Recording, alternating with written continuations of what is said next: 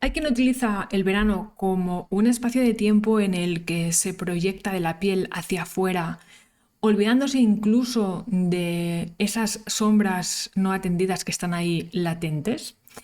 Y todo lo contrario, hay quien utiliza el verano como un espacio de tiempo en el que se permite parar, reflexionar, mirar dentro y tal vez, ¿por qué no?, poner orden. El episodio de esta semana está dedicado, mira que te digo, a esas personas que forman parte del segundo grupo, personas que quieren utilizar el verano como un espacio de tiempo en el que mirar dentro, hacer introspección, reflexionar, poner orden y, ¿por qué no?, aprender a lo mejor alguna que otra técnica que le pueda venir bien para liberar su mente y para poder vivir su vida con presencia y con foco. Hoy te traigo, en este penúltimo episodio de la temporada de cómo vivir con calma mental, te traigo los 5 libros sobre crecimiento personal que han sido más relevantes para mí en este 2022-2023. Y para acercarte a estos libros, que aprovecho para decirte que estoy convencida que alguno que otro te va a sonar, pues lo que vamos a hacer es que te voy a contar un poco qué es lo que puedes encontrar en este libro y te voy a leer un fragmento para que puedas evaluar si el grado de profundidad de este libro es adecuado para ti en este momento o todo lo contrario, o decides que estás en un momento en el que a lo mejor necesitas algo más ligerito. Todo está bien, sobre todo lo importante es que tengas herramientas para poder decidir aquello que necesitas en cada momento. Así que, sin más, empezamos. Estás escuchando Cómo vivir con calma mental, el podcast de mindfulness, meditación, coaching y conciencia emocional dirigido por Alba Ferreté. Un podcast que te aporta reflexiones y técnicas para saber cómo gestionar tus emociones y calmar tu mente.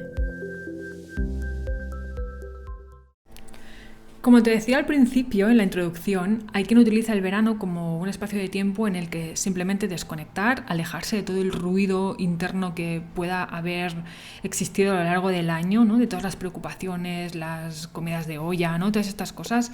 Y utilizan el verano pues para alejarse, para desconectar, ¿no? Esto siempre me ha hecho mucha gracia, el concepto de desconectar, de qué estamos realmente desconectando. Lo que queremos es desconectar de esa dimensión de la mente que nos da tanto por saco, que nos genera tantísimo ruido, pero el tema es que la llevamos puesta, la mente, no nos la podemos sacar, ¿no? Ojalá pudiéramos dejarla en el armario cuando empiezan las vacaciones, porque lo cierto es que es imposible y que pues nos la llevamos siempre puesta, ¿no? Entonces está muy bien la voluntad de querer alejarse o desconectar de los problemas que nos puedan estar acechando, pero lo cierto es que la realidad va a ser que cuando volvemos, cuando volvamos de las vacaciones, cuando volvamos a encontrarnos con la rutina, con lo cotidiano, las preocupaciones, si no hemos sabido cómo gestionarlas y cómo reducir el ruido de nuestra mente, pues van a seguir estando ahí.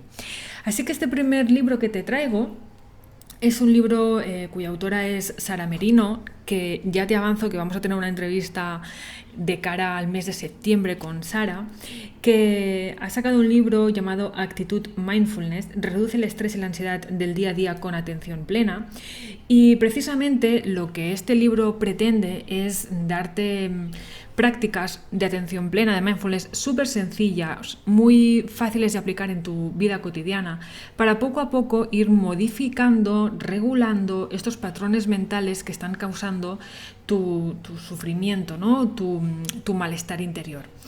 Sobre todo, evidentemente, pues basado en mindfulness, porque como sabes, además, no es nada nuevo para ti. Yo mindfulness lo utilizo como una herramienta integrada en mi proceso de acompañamiento. Mindfulness está muy demostrado que tiene la capacidad de ayudarnos a regular las emociones, a gestionar los pensamientos, para poder salir del piloto automático y empezar a vivir de una forma más presente, más consciente, ¿no? Además de todo eso, nos da la posibilidad, ¿no?, de desarrollar actitudes positivas frente a la vida, como por ejemplo la compasión, que no es pena, ojo con esto, que no es pena, la compasión, que es empatía y amor hacia los demás y sobre todo hacia uno mismo, o por ejemplo el agradecimiento, que son dos emociones que se le dice que vibran alto. Vibran alto significa que generan expansión en el cuerpo, ¿no?, que le sientan muy bien al cuerpo la compasión y la gratitud. Entonces este libro se llama Actitud Mindfulness, como te digo, es un libro súper práctico, donde hay muchas propuestas, muchos ejercicios de meditación, de relajaciones, hay meditaciones QR, bueno, está muy bien, es muy completo, ¿vale? Y te voy a leer un fragmento de este libro que habla sobre una cualidad de mindfulness y de lo transpersonal, por qué no decirlo, que es la ecuanimidad, y te lo leo. La palabra ecuanimidad puede traducirse como tener constancia o equilibrio de ánimo y espíritu. Se trataría, por ejemplo, de no dejarse llevar únicamente por el enfado, la preocupación o el desasosiego cuando recibimos una noticia desagradable o sufrimos un contratiempo. En lugar de esto, una respuesta ecuánime sería mantener la calma y el equilibrio emocional para poder buscar la mejor forma de actuar a continuación y, sobre todo, no añadir más inquietud o ansiedad a lo que haya ocurrido. Una mente no entrenada tiende a la dispersión y a la reactividad. Trabajar la ecuanimidad nos ayuda a equilibrarnos y a ser capaces de no sentir ni un apego ni un rechazo excesivo por pensamientos, sensaciones o emociones. De esta forma se baja la dispersión y la reactividad. En mindfulness, ecuanimidad significa tener tolerancia con nosotros mismos, paciencia en todo momento y comprensión del proceso. La actitud ecuánime a la hora de meditar hace referencia a mantener un equilibrio interno y constante a lo largo del tiempo, más allá de las circunstancias exteriores. Con la ecuanimidad podemos ver lo realmente importante de una situación sin dejarnos llevar únicamente por las emociones. Surge de un corazón abierto y compasivo hacia la experiencia. Es sinónimo de armonía y equilibrio sano con los pensamientos. Bueno, como ves, la ecuanimidad es algo que necesitamos desarrollar los seres humanos para poder vivir en paz, con esta calma mental. Así que, importante, ¿vale? El libro de Actitud Mindfulness de Sara Merino, editorial Zenit, que es del Grupo Planeta, si no me equivoco, y que vamos a tener a Sara en el próximo mes, o sea, en septiembre, ¿vale? A la vuelta de las vacaciones. Este sería el primero que te recomiendo para estas vacaciones si quieres empezar a echarle un vistazo. En segundo lugar, tenemos un libro del que ya has oído hablar, porque este libro entrevisté a su autor, que es Daniel Ramos Autó, aquí en el podcast en el que hablábamos sobre el tema de la abundancia. El libro se llama 100 ideas para vivir con abundancia, una guía para conectar con la plenitud del ser esencial. Es un libro que para mí es muy especial por varias razones. La primera, por quién la ha escrito. Daniel es una persona muy próxima a mí, que es mi agente literario, vaya, la persona que me ayudó con mi propio libro. Es además un libro que es versión de bolsillos, es súper pequeñito, es muy mono, de verdad, es muy fácil de llevar en cualquier sitio. Y sobre todo por su contenido, porque es un libro que huye de esta idea marketingiana de la abundancia que últimamente está como muy inoculada en la sociedad, que lo vincula sobre todo a tener cosas, ¿no? A acumular cosas. Daniel, por su lado, lo que hace es poner el foco en el ser. Y para ello hace como un repaso de esas creencias, de esos pensamientos, de aquellas cosas que nos mantienen en la escasez, porque parte de la premisa que la abundancia es algo inherente a ser, de manera que nos invita a que conectemos con eso que realmente somos y nos explica cómo podemos hacerlo, ¿no? Te leo un fragmento del libro, que los fragmentos que he escogido no los he escogido adrede, o sea, son fruto de absoluta casualidad, de aquello que necesita ser dicho en este momento, que para mí es como muy mágico, ¿no? Cuando lo vemos así. Y dice lo siguiente: del mismo modo que para poder ver el fondo de un lago, el agua debe estar en calma, para poder escuchar con exactitud la voz del alma, la mente y las emociones, nuestro lago interior, deben estar en calma también. Aunque, como hemos visto, mientras existan memorias activas, mientras haya eventos traumáticos del pasado sin integrar, tenderemos a una excesiva reactividad y a una activación desmesurada de los cuerpos mental y emocional, pensamientos automáticos y repetitivos, emociones que se activan con facilidad y de manera poco armónica, tensión y estrés, hecho que dificulta sobremanera escuchar la voz de nuestra intuición. La intuición no es una cualidad en realidad que se pueda desarrollar. La intuición, en verdad, es un atributo de nuestro ser que siempre está a nuestra disposición. Es como una emisora de radio que está emitiendo las 24 horas. solo que existe tanto ruido en nuestro interior que se hace casi inaudible. Por tanto, si no es una cualidad que se desarrolla y siempre está disponible, lo que debemos tratar de hacer es despejar los obstáculos que nos impiden acceder a ella, lo que implica aligerar la carga emocional de las memorias no integradas y cultivar las virtudes de esta parte de la mente divina, que está en conexión con el ser. Bueno, me parece un fragmento, la verdad, que muy bonito, porque el tema de la intuición es como también un temazo y está obviamente muy vinculado, ¿no?, a todo el tema de la abundancia. Es decir, al final vivir con abundancia está menos atado o menos vinculado a lo que tenemos, sino a la expresión genuina de quien nos permitimos ser. Y esto es algo que se aborda de una manera muy profunda en el libro de Daniel. Ya tienes el segundo, vamos a por el tercero. El tercer libro que quiero compartir contigo es un libro que a mí me encantó. Tengo que decirte que lo devoré en pocos días. Me gustó muchísimo porque hace un recorrido por un lado, la historia de la espiritualidad y hasta el momento presente, vinculado y desvinculado con la religión. Es un libro cuyo lema es el libro que hará que los creyentes cuestionen la religión y los ateos se abran a la espiritualidad. Es un libro que está especialmente indicado para esas personas que no se sienten afines con la religión, pero sin embargo sienten una conexión espiritual con algo más allá de ellas mismas, que es exactamente lo que me sucede a mí, ¿no? El libro es Las casualidades no existen, espiritualidad para escépticos, de Borja Vilaseca. Borja para mí es uno de los grandes, es un gran referente y él utiliza mucho el concepto de la espiritualidad laica, una espiritualidad que tiene que ver con la conexión de uno mismo con el todo, ¿no? Y en este libro hace en una primera parte, ¿no?, pues un repaso por la historia de la religión, por qué creemos, o sea, cuál es el sentido trascendente de la religión, qué importancia ha tenido la religión en nuestra vida como seres humanos, ¿no? Y al mismo tiempo lo importante que es la conexión espiritual y lo que es muy chulo es que separa, ¿no?, separa religión y espiritualidad, que es algo que a veces cuesta un poco de entender, ¿no?, que son dos conceptos que no tienen por qué ir unidos y eso a veces genera un cierto escepticismo porque hay gente que vincula espiritualidad con religión.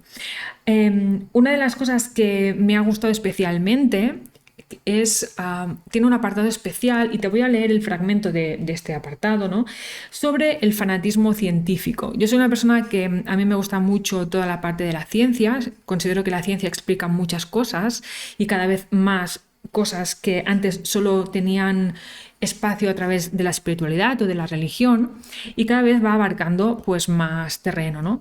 ¿Qué pasa? Que a medida que van apareciendo pues digamos nuevas interpretaciones de la realidad que están alejadas de la ciencia, desde la propia ciencia aparecen personajes especialmente detractores, ¿no?, y etiquetan aquello que no se puede explicar con ciencia pues como banalidades, como absurdeces, como humo, como, bueno, mil cosas, ¿no? Entonces, bueno, yo es una tendencia que la he visto mucho, la verdad, y cada vez la veo más, es como que hay una polarización y me gusta mucho porque Borja aborda ese tema de una manera muy particular, como es él, y te voy a leer un fragmento de este libro que creo que, pues a lo mejor, no sé, resuena en ti de alguna forma, ¿no? Yo creo que es una tirada de orejas bastante importante, ¿no?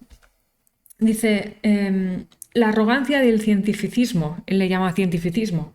El cientificismo, por su parte, es arrogante, rígido y dogmático. Parte de la premisa que ostenta la verdad absoluta y debido a su hiperracionalismo niega la existencia de cualquier cosa que no se pueda ver ni tocar. También rechaza frontalmente todo aquello que no pueda ser medido a través de cálculos matemáticos o comprobado mediante probetas en un laboratorio.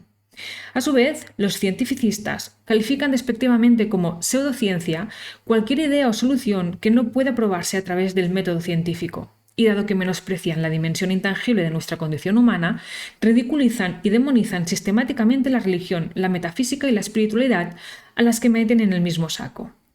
Irónicamente, el cientificismo se contradice a sí mismo al afirmar que la ciencia es el único camino para obtener un conocimiento objetivamente verdadero y genuino. esencialmente porque esta afirmación no puede probarse a través del método científico. Sin embargo, para los cientificistas, sus creencias y argumentos son verdaderos simplemente por el hecho de defender la ciencia a pesar de carecer de justificación científica.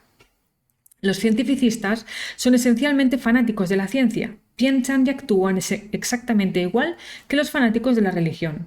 Tanto es así que declaran que la ciencia es atea. De forma similar al ateísmo, originalmente el cientificismo surgió en Europa para combatir la superstición y la irracionalidad. Sin embargo, con el tiempo se ha mimetizado con aquello contra lo que luchaba, convirtiéndose en la nueva religión del siglo XXI.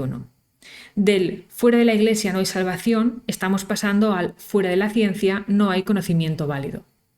Más allá de este fanatismo científico, cabe señalar que la ciencia no es atea ni tampoco teísta. Y si bien a día de hoy todavía no ha sido capaz de verificar a través de sus métodos la veracidad de la dimensión espiritual, probablemente tarde o temprano lo hará. Si bien la religión y el cientificismo es imposible que lleguen a ningún acuerdo, la ciencia y la espiritualidad están condenadas a encontrarse. Y lo harán el día que los científicos verifiquen empíricamente, a través de su propia experiencia subjetiva, lo que los místicos y sabios de todos los tiempos vienen diciendo desde hace miles de años.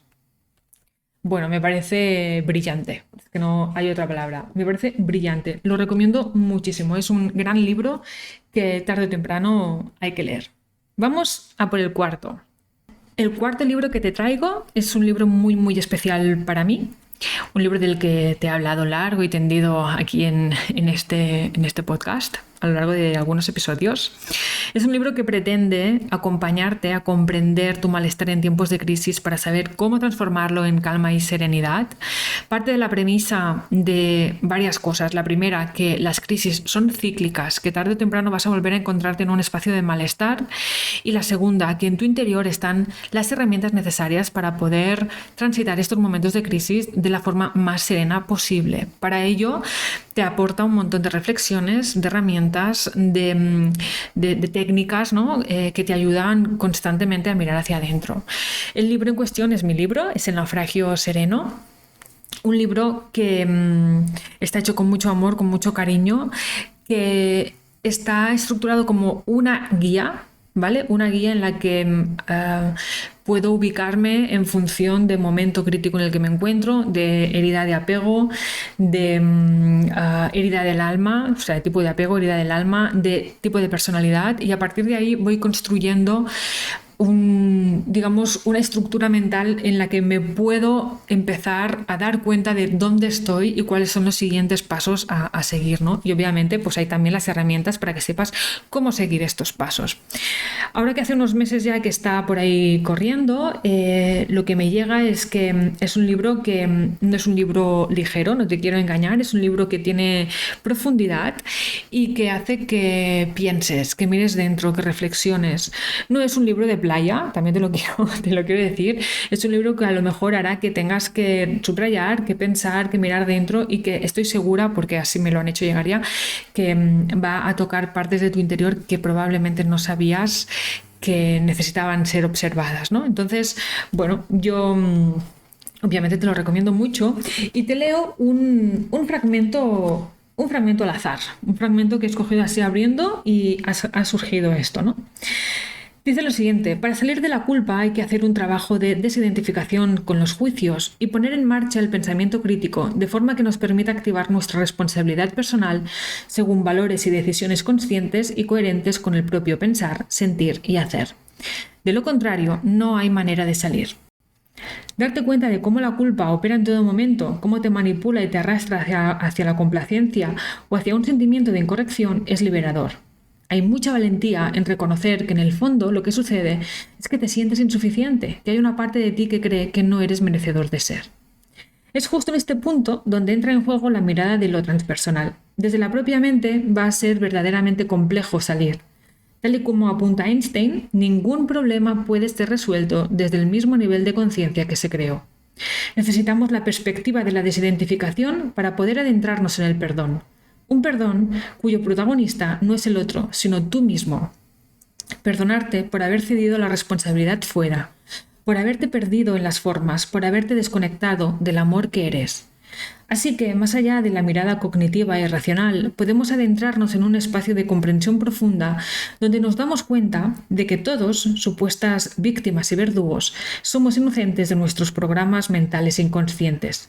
Y cuando te perdonas, créeme que la magia sucede. Disfrutas de tu propia compañía, te aventuras a descubrirte y probarte en distintas facetas, abres espacios para la quietud, te acompañas en la incertidumbre, te abres al reconocimiento propio y ajeno. Y cuando te equivocas, que lo haces, te perdonas y te animas a seguir mejorando al saberte un ser en constante proceso de aprendizaje y transformación. Pero no solo eso, la relación con los demás se vuelve más auténtica. Al haber soltado las cadenas del apego y de las dependencias, pasas de usar la culpa como moneda de cambio a nutrirte de los que te rodean con actitud amorosa. Te das cuenta entonces de que liberarte no tiene nada que ver con el egoísmo, sino con la responsabilidad social de liberar a los demás de tus chantajes emocionales y de tus necesidades afectivas no cubiertas por ti mismo. Entiendes que la sociedad como concepto se nutre de múltiples seres que, a título individual, tienen alegrías y penas y comparten contigo todo un amplio abanico de emociones. Y finalmente, caes en la cuenta de que la vida es un organismo en sí mismo que te acompaña a cada paso en la cocreación de tu realidad y que, a pesar de no tener por qué saber siempre cuál es el mensaje que hay ahí detrás, la mirada atenta, compasiva y desidentificada te dará pistas de lo que no estás viendo de ti. Ya no hay culpa que valga, solo conciencia y camino. Bueno, espero que te haya inspirado este fragmento del naufragio sereno y, dicho esto, te traigo el último libro. Y finalmente el último libro que te traigo es un libro que a mí me encantó. Yo me lo leí hace cosa de un año, un poco más de un año. Lo disfruté muchísimo. Es un libro que aúna ciencia y espiritualidad. De hecho, está planteado como un diálogo en el que intervienen Sergi Torres, que aporta toda la perspectiva y las reflexiones desde un punto de vista espiritual.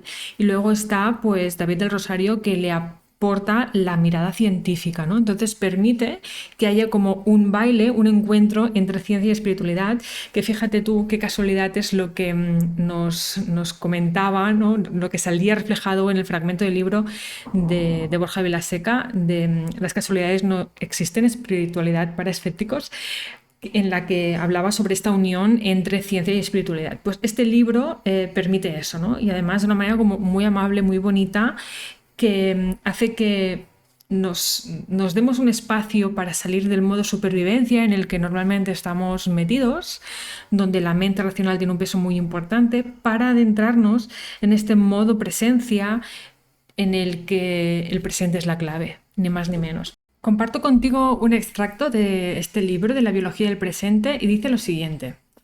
El sistema nervioso de las personas que ven el mundo de la misma forma tienen mayor probabilidad de acoplarse. ¿Eso significa que para sincronizarme con David tengo que pensar igual que él, comprar todos sus libros y verme todos sus vídeos? No, Dios te libre.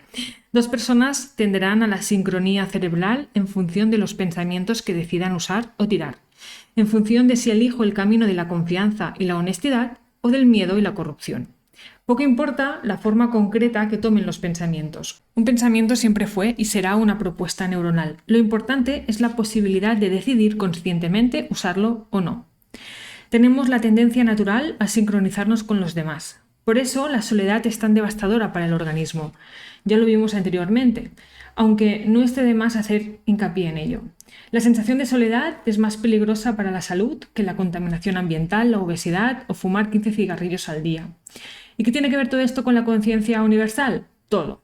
Cuando yo resueno contigo, nuestros cerebros entran en sincronía, induciendo ondas alfa que nos llevan a la introspección. Ahí surge un espacio neuronal compartido, una oportunidad de acceder a aspectos de la mente completamente nuevos. Desde un punto de vista cerebral, una relación es una oportunidad, una puerta de entrada a nuevos aspectos de mi mente, a lugares a los que no puedo acceder por mí mismo, porque mi cerebro no sabe cómo vibrar de ese modo si no se sintoniza con el tuyo. Los demás nos permiten ampliar nuestra conciencia individual, nos permiten entrar en espacios de la conciencia universal a la que somos incapaces de acceder por nosotros mismos. Como resultado, dos personas aparentemente separadas pasan a formar parte del mismo mundo interior, de la misma mente. Pasan a compartir un espacio de atención colectiva donde yo puedo dirigir mi atención individual a tu mundo interior. Un mundo donde nuestros cerebros están en sincronía, una misma mente. Yo soy yo, muta a yo soy nosotros. Durante ese encuentro, la mente ha dejado de ser un producto exclusivo del cuerpo. Bueno, es apasionante y esta es la parte de David. Luego está pues la respuesta de Sergi y demás, ¿no? Entonces, bueno, es muy interesante, es un diálogo muy bello entre ellos dos, cada uno aportando sus áreas de excelencia, ¿no? Que eso para mí es lo más relevante. Y bueno, estos son los 5 libros que quería compartir contigo en este penúltimo episodio de cómo vivir con calma mental. Espero que alguno de ellos haya resonado en ti como la clave o como el que será tu próximo compañero de viaje para la introspección. Te voy a dejar en la descripción de este episodio pues los enlaces, ¿no? A Amazon por si quieres hacerte con alguno de ellos. Y yo vuelvo por aquí la próxima semana con el último episodio de esta temporada de la mano de una grandísima invitada que descubrirás ya la próxima semana. Un abrazo súper fuerte, gracias por estar al otro lado, gracias por tu puntuación de 5 estrellas, gracias por suscribirte y que vaya genial. Vuelvo en unos días. Un abrazo muy fuerte.